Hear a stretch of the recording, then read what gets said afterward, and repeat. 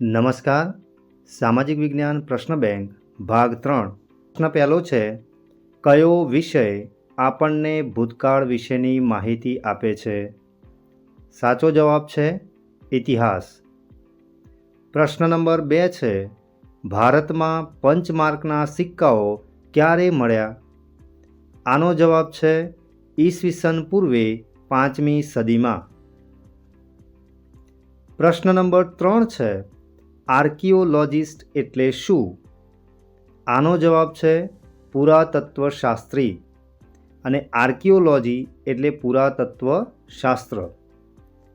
પ્રશ્ન નંબર 4 છે, ભારત નામ આપણને શામાંથી મળે છે?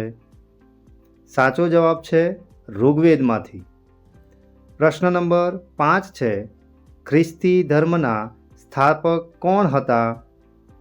સાચો જવાબ છે ઈસુ ખ્રિસ્ત. Thank you.